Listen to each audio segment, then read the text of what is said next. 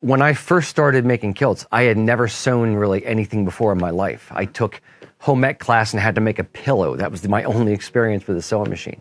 So really, I had to rely on my engineering wiring in my brain and kind of reverse engineering how other people made it.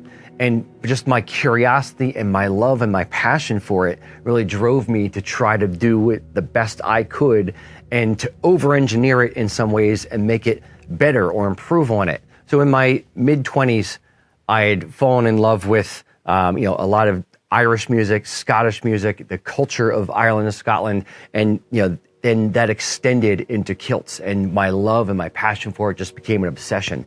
And I started learning everything I could about the different clans in Scotland, about the culture itself, and it brought me to wanting to wear the kilt and wanting to express that part of my heritage. We occasionally get asked by Scottish people, why is there any interest in tartan and kilts in America or in Canada as part of the diaspora? And the thing that I think gets lost in the pond, so to speak, is the reasons why we're wearing it. We're not dressing up to play Scot. We're not trying to be Scottish. We're simply doing it to connect with our heritage, the melting pot that is America. We are, Puerto Rican, we're German, we're Scottish, we're Irish. We are all these different things coming from all these varied backgrounds. And it's the tapestry, it's the quilt, the patchwork quilt of America that allows us to celebrate different cultures simultaneously. So wearing a kilt or wearing tartan just allows one more connection that we can make with different parts of our cultural heritage. Tartan is Scotland's gift to the world. Now, obviously, Scotland didn't invent tartan, but they sure as hell perfected it. And I cannot think of another article of clothing or another type of fabric that has the meaning and the symbolism imbued in it that tartan does. Anywhere you go in the world, you know that someone wearing tartan probably has some kind of connection either to a clan or to Scotland itself. And whether it's the diaspora, whether it's Canadians, Australians, Americans, Germans, it doesn't matter who it is. We have an appreciation for this textile the same way that the Scots do. We come at it from a different angle. We're not, it's not part of the background of our culture the way it is in Scotland, but for those who wear the kilt and those who wear tartan, it has that same special meaning that it does to the Scots. The biggest change that I've noticed in customers over the last 20 years since we started the business is really their level of commitment to the culture and the educational process. One of the things that I noticed when we first started was, I had an insatiable appetite to learn everything that I could learn about kilts, about culture, about Scotland, about Ireland, about all of it. And I noticed that a lot of people didn't know those things and it didn't come easy to them, or they weren't quite as interested. And I would spend a lot of time kind of talking to people about it and about this is the way you wear the kilt, or you should match this with the kilt, or this is the type of sporran you would wear with this.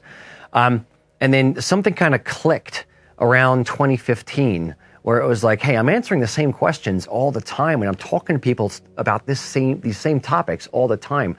We should start doing some videos so I can just sort of give this information out that I've accumulated over the last 15 years or so and start spreading that knowledge and cataloging that knowledge for other people to learn these things and kind of make it a crib sheet or a Cliff Notes version of some of the topics that, we know all these things about that other people would want to learn, but it would take them a lot of different areas of reading and education and videos to kind of comb through to get that knowledge. And obviously we're not the only source for these things. When I started doing my research, there was, internet forums, there's Scottish web pages, there's Irish web pages, there's official government web pages of the Scottish Tartan Authority, there's a Scottish Tartan World Register.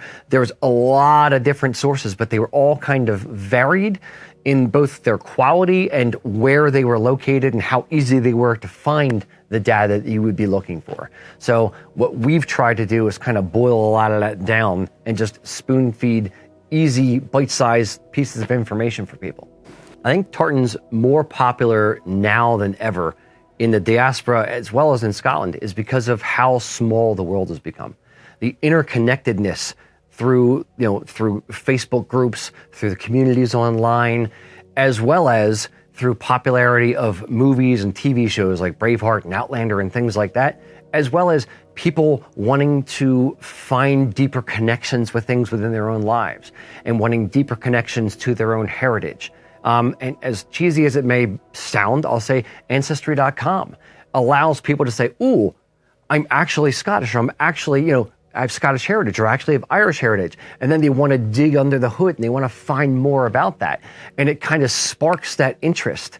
So there are a lot of reasons why I think that tartan and the kilt have become more popular, especially in the last 15 or 20 years or so.